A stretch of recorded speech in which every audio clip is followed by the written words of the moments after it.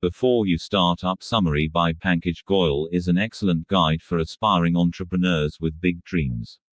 Throughout this book, he talks about what mistakes most entrepreneurs make in their journey. A startup is not easy. And it certainly has its upsides and downsides. Listen this summary to learn what you need to do before starting a startup. Here we go. Key idea 1. Entrepreneurship is not as cool as it sounds. These days, people think of entrepreneurship as something that can solve all their financial problems and improve their status quo. For example, got a tedious job, start a business, have a boring life, start a business and embark on a thrilling journey. Want to be famous, become an entrepreneur. You'll get lots of eyeballs. Want to achieve financial freedom, become an entrepreneur and become a millionaire. Although entrepreneurship can help you achieve some of these goals, it's not exactly what people think. Having an epiphany. Read on. Here is what the author says throughout this book. Entrepreneurship is like a marathon. And it's a lot more painful than other options. Maybe you don't need to become an entrepreneur. For example, if you're stuck in a tedious job, maybe you just need to find an interesting one, the author says. Entrepreneurship is not for everyone. Entrepreneurship is highly risky. What if nobody buys your product? What if people don't like what you offer? What if your competitors snag your customers? What if you suddenly find yourself without cash? On and on it goes. The point is not to scare you.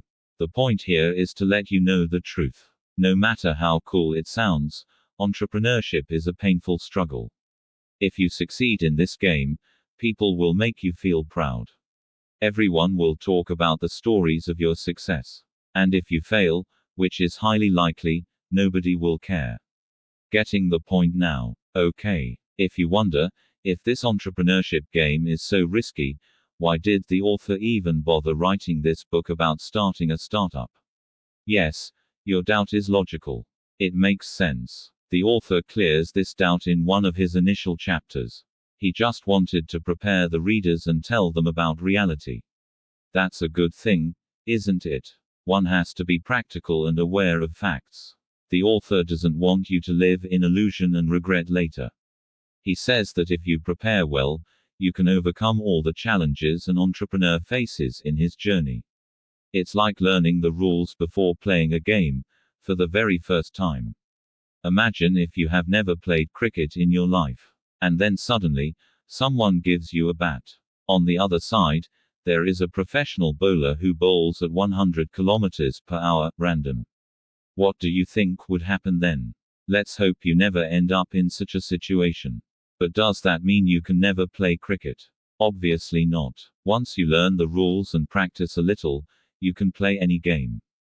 Getting better at it is another story, though. Key idea 2. Understand why you want to become an entrepreneur.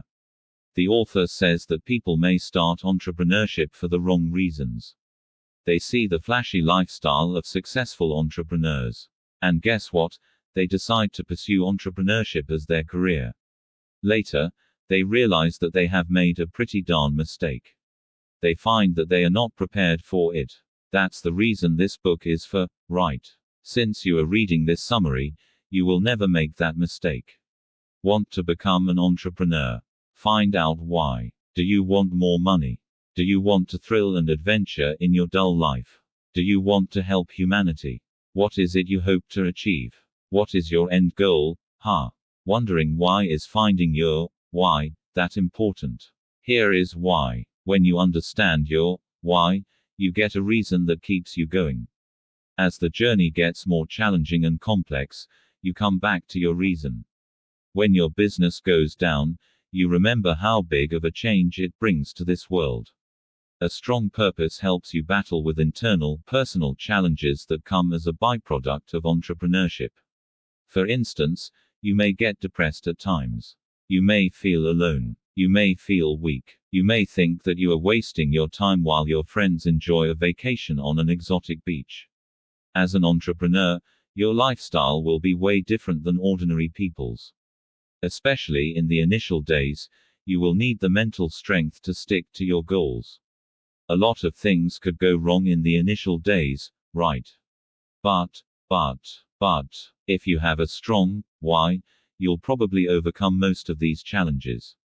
Think of finding your why as a preparation before a war. If you know why you are entering the war, your chances you holding your ground and not getting killed will be high.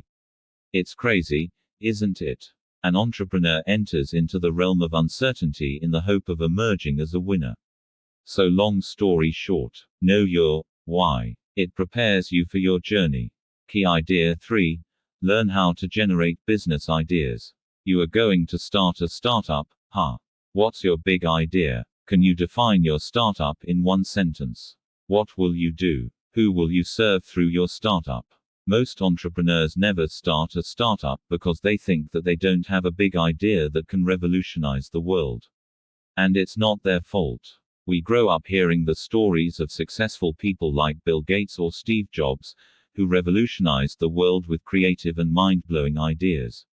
This builds a belief that if you have to run a successful business, you have to have a new idea that hasn't been worked on before. But this is far from the truth. Just look at Google. It isn't the first search engine. One thing is clear from the example: to make a startup successful, you always don't necessarily need a new big idea. The author suggests that one should also look at evolutionary ideas as an entrepreneur. What's the difference between revolutionary ideas and evolutionary ideas? Revolutionary ideas are brand new. In contrast, evolutionary ideas are built over existing ideas. How can you generate profitable business ideas? The best way to do that is to look at your life. What problems do you face in your day-to-day life? What do you think could be improved? What frustrates you? And how can you get rid of that frustration? These are common questions that can help you generate ideas. While generating business ideas, you should keep in mind that you've to test them before you start working on them. For example, you may think that a particular idea is fantastic. And guess what? You start working on it. That's the fastest way to fail, my friend. It's possible that maybe, accidentally, it works. But, trust me, in today's world, it's super rare. Almost every idea has already been acted upon. Thanks to the internet, people today are already overloaded with ideas. You have to test your ideas before you take any action on them. The problem with revolutionary ideas is that they aren't tested.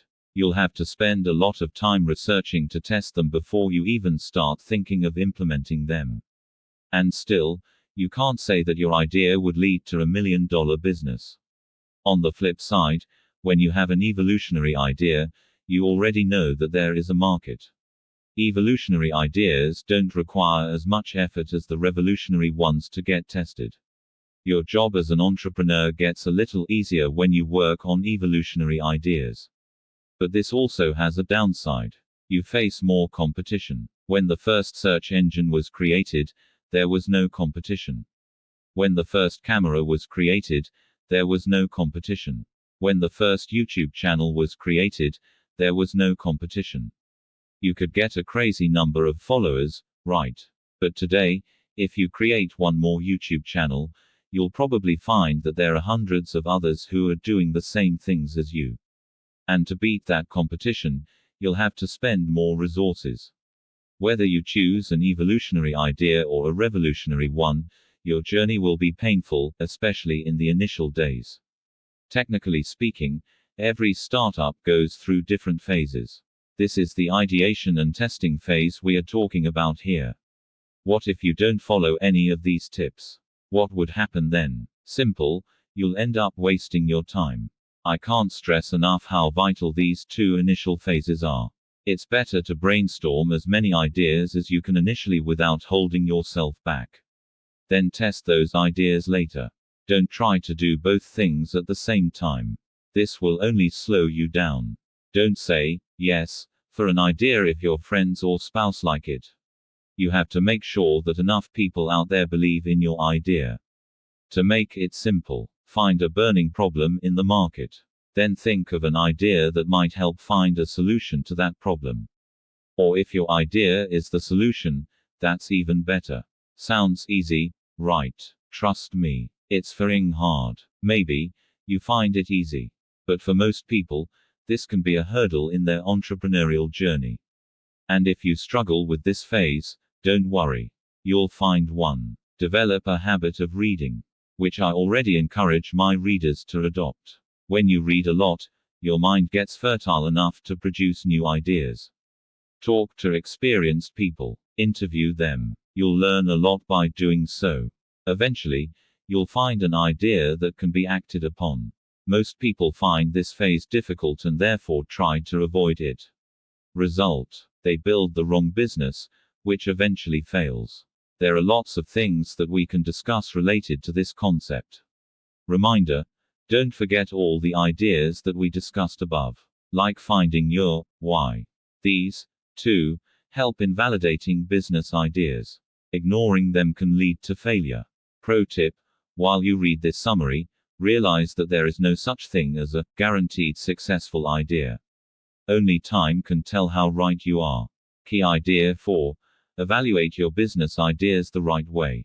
We just discussed it above, though. Let's dive a bit deeper and discuss the right approach to evaluate a business idea. You have to filter the bad ones, right? Here is the thing. The worst way to generate a great business idea is to assume that our concept will work. It's a perfect recipe for failure. That's how noobs hunt for business ideas. It's insane. Avoid it. Then there are people who have a little about ideation. So they do a couple of Google searches. Ask a few friends about what they think. Get excited about it. And boom. They dive into the startup cosmos. It's good to do research a bit. But I would suggest you follow the author's approach. It's much better. According to the author of this book, you should ask yourself these questions to evaluate the business ideas the right way. Can you identify and profitably serve 100 customers?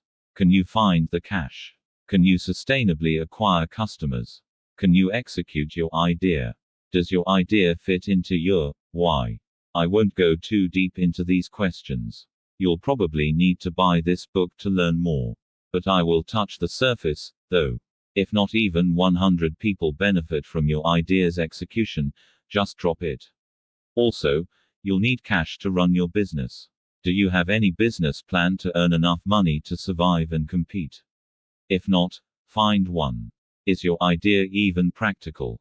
It's cool to talk about Elon Musk and dream of building a spaceship and launching rockets into space.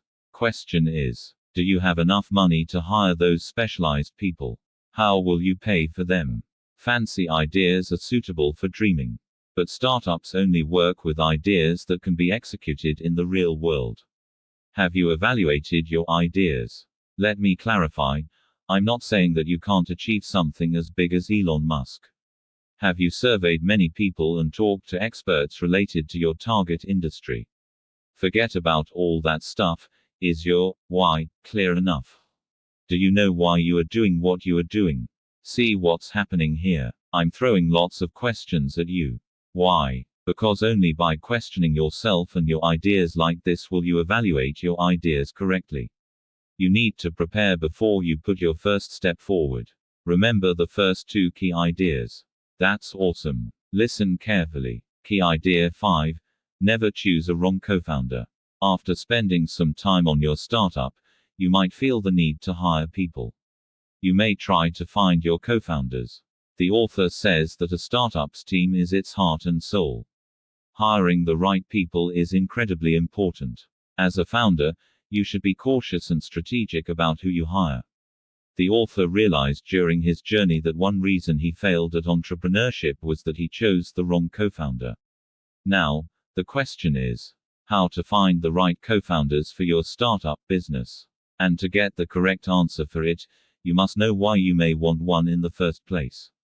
Can't a founder do all the tasks himself? A founder doing every task in a startup is the culprit behind many startups that didn't reach their full potential and died eventually. From my experience of running this business and what the author has said in this book, I can tell that you will find that 24 hours aren't enough. You will have to do so much stuff, not necessarily the one you would like to do. Maybe you don't like doing the technical stuff.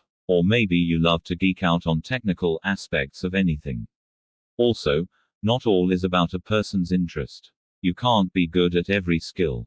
Why? Because to master any skill, you'll need to spend so much time perfecting the little details. If your idea is big enough, you'll need to choose your co-founders. Choose the wrong one, and you're doomed. The author says he chose the wrong co-founder for his business and regrets it. You can learn from the mistakes that the author made. And make sure you don't make the same mistakes the author did. Now, what to look for while choosing a co-founder. The author has talked a lot about this in this book. I'll share a few key points so that you don't make a mistake and choose the wrong one. The first thing that you look at while choosing a co-founder is: what value does he add to your startup? In simple words, what will he do that you can't do or are unwilling to do? For whatever reasons you're hiring your co-founders, make sure that he complements what you are already good at. Another underrated thing that people usually overlook is whether you can trust the other person or not. Book Connection. In Clockwork, Design Your Business to Run Itself by Mike Michalowicz, I learned that you have to become a designer of your business and trust your team with the responsibility to do the work for you. Without it, you'll never be able to scale your business. If your co-founder can't be trusted, it's better to be alone or choose someone else. And even if you fail to find an appropriate co-founder, don't keep waiting. It's crazy, right? Waiting for the right person to add value to your business. Let's admit, it's hard to find the right people for your business in one shot. As you become more experienced, you become good at hiring. But while you do all this, you should be moving forward. So even in the worst case, you'll progress. The truth is, the author says that when people see progress, they get attracted to it. People start joining when they see tangible results. Tilda Pankaj Goyal. Key Idea 6. Prepare yourself for the mishaps. This book talks a lot about planning before starting. Let's be honest. As you progress, you may meet failures.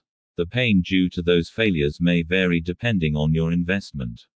If the loss is more, there is more pain associated with it. This section will talk about how an entrepreneur can have a contingency plan for his startup.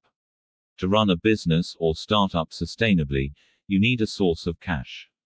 There must be a way to get the money flowing in. In the Marketing Plan book, Alan Dibbs said that money is like oxygen to business.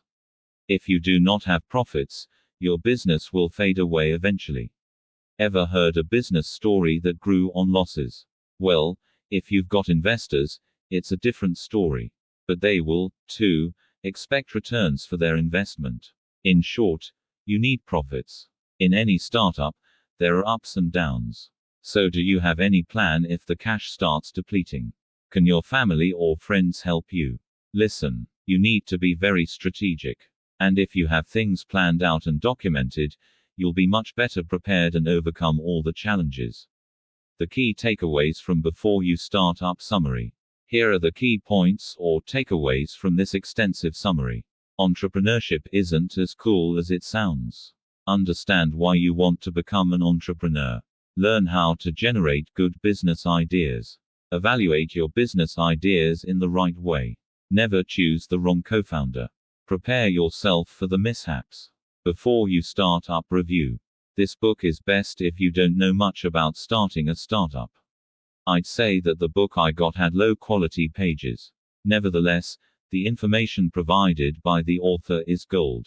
Throughout this book, the author admits that he failed and prepares you not to make the same mistakes he did during his entrepreneurial journey. Generally speaking, it's always best to learn from failure stories. Because then you don't get distracted by unnecessary distractions.